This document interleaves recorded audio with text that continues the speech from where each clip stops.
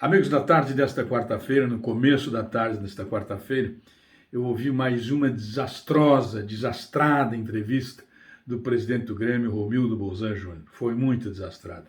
Ele fez reafirmações que poderia ter evitado. Claro que poderia ter evitado. Quando ele falou sobre rede social, sobre o que é uma rede social, sobre a influência que tem, mas que precisa ter estômago para aguentar, senão essas coisas assim que não, ele deveria ter evitado.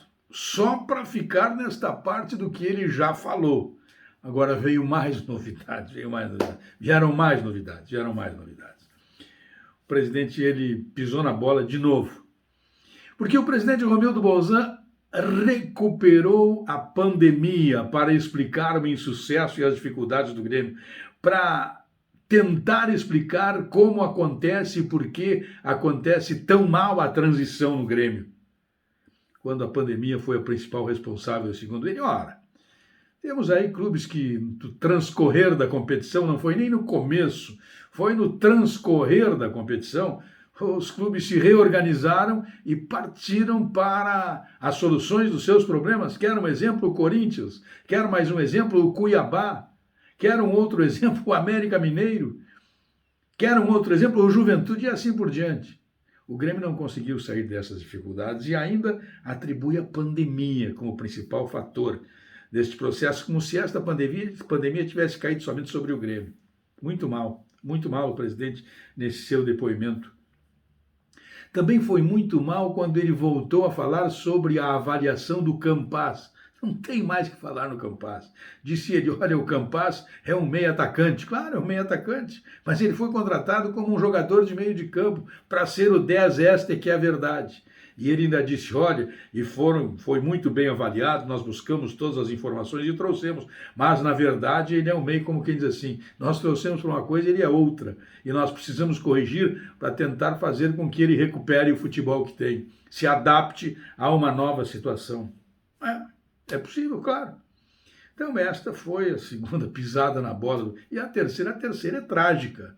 A terceira é trágica porque ele foi perguntado sobre a manutenção ou não do Luiz Felipe Scolari e do Marcos Herrmann em caso de um insucesso no jogo de hoje. Ele disse, olha, não dá para se manifestar agora, porque...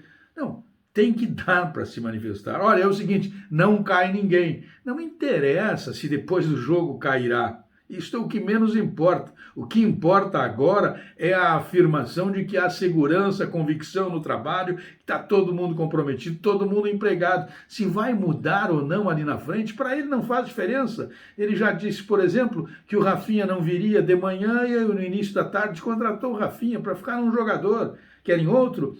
Ele tinha desistido da contratação do Douglas Costa e 3 ou 4 dias depois retomou a negociação e contratou. Entende? Então, para o dirigente, estas questões são fundamentais. Então, o presidente, numa tarde decisiva, de muita expectativa, o presidente do Grêmio perdeu de ficar quieto. Ele falou 3 fatos, ele apontou 3 posições para o Grêmio, lamentáveis, ele não poderia ter falado. A primeira delas é ainda acreditar a pandemia, o insucesso do Grêmio. A segunda é dizer que o Campaz é um meia atacante, quando ele foi contratado para ser um meio de campo.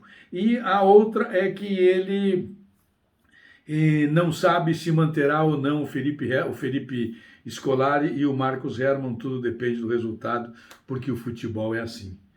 Então, amigos, é com este espírito, com este comando, que o Grêmio vai para o seu jogo de hoje à noite, diante do Cuiabá, na Arena. O Cláudio Cabral diria, oremos. Um abraço.